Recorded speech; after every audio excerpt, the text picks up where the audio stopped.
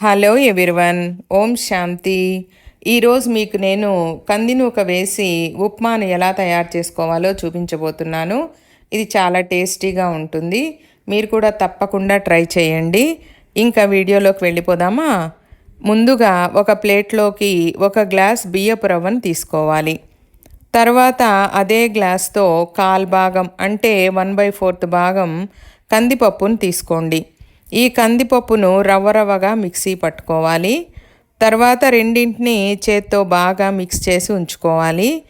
తర్వాత స్టవ్ వెలిగించి కడాయి పెట్టి 2 టేబుల్ స్పూన్ల నూనెను వేసి అది కాగిన తర్వాత 1 టీ స్పూన్ పచ్చిశనగపప్పు, 1 టీ స్పూన్ ఉద్దిపప్పు, 1/2 టీ స్పూన్ ఆవాలు, 1/2 టీ స్పూన్ జీలకర్ర, 4 ఎండుమిరపకాయలు తుంచి వేసుకోవాలి. కొద్దిగా కరివేపాకును వేసి పోపు పెట్టుకోవాలి. తర్వాత 1.25 గ్లాసు మనము రవ్వ తీసుకున్నాం కాబట్టి 2.25 గ్లాసు నీళ్ళను తీసుకోవాలి.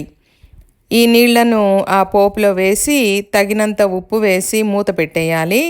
నీళ్లు కాగిన తర్వాత ఈ రవ్వను కొద్దిగా వేస్తూ కలుపుతూ ఉండాలి. ఒక్కసారిగా వేసేసారంటే ఉండలు కట్టేస్తుంది. తర్వాత ఒకసారి కలియబెట్టి మూత మూసి 3 నిమిషాల పాటు మగ్గనివ్వాలి.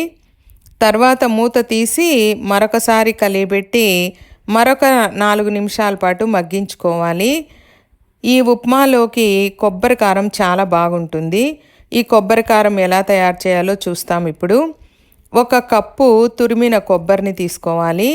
తర్వాత రుచికి సరిపడా ఉప్పు, 4 పచ్చిమిరపకాయలు లేదా మీ రుచికి సరిపడా మిరపకాయలని మిక్సీకి వేసి ఈ విధంగా కారం తయారు చేసుకోవాలి. ఉప్మా మగ్గిన తర్వాత ప్లేట్లోకి తీసుకొని సర్వ్ చేసేసుకోవాలి. అంతేనండి, మన కంది నూక ఉప్మా తయారైపోయింది. ఇది చాలా టేస్టీగా ఉంటుంది. తప్పకుండా ట్రై చేయండి.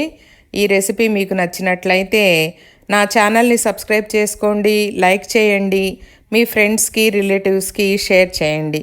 Thanks for watching.